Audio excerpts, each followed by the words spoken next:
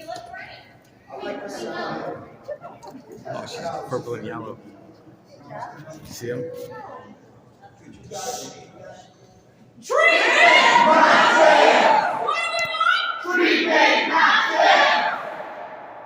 do we want it?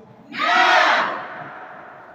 First and foremost, I want to thank everybody who showed up today because we intend to show out.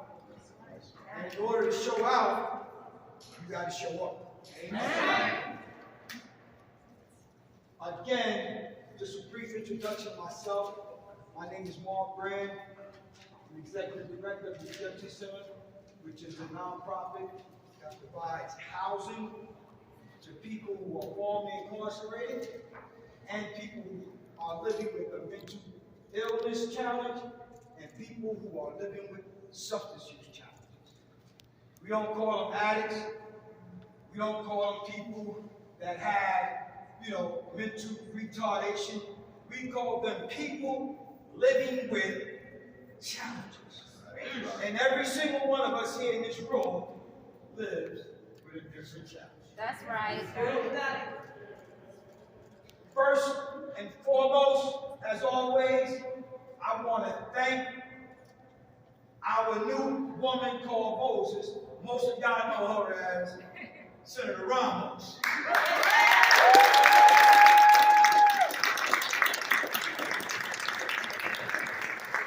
We're going to start with her. Senator Jessica Ramos represents the 113th district, the 13th district of Queens, including Jackson Heights and Corona. Just right across the bridge from Rikers Island. Almost 3 years ago, in the winter of 2020, she saw firsthand our prisons overrun with people who were in crisis. People who needed help, medical attention, housing, and services, and were instead getting tortured for months and years on end and then spit back out on our streets, sicker than ever before. And so when Republicans and their billionaire tabloid media friends started spreading rumors to roll back bail reform, our fearless woman named Moses says, no more. No more. No more.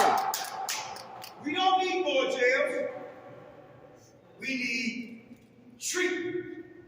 And now, without further ado, I give our woman called Moses. Well,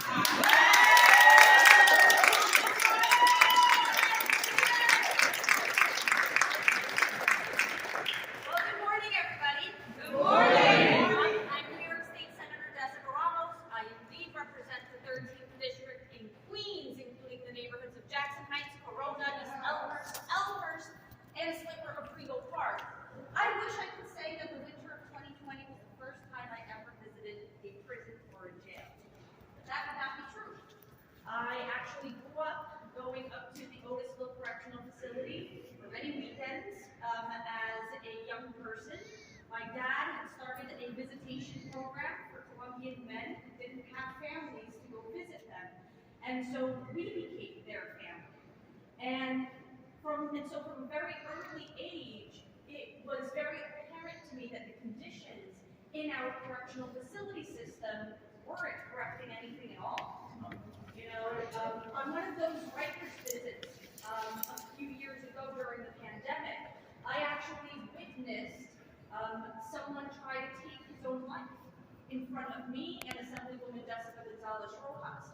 It was at that peak of the pandemic when Rikers Island was just completely devastated with a lack of attention, a lack of care, a lack of resources. Incarcerated people were sleeping on the ground of the cells, bunched up, dozens, where really only a few should be held. And it was heartbreaking, it was gut-wrenching, and we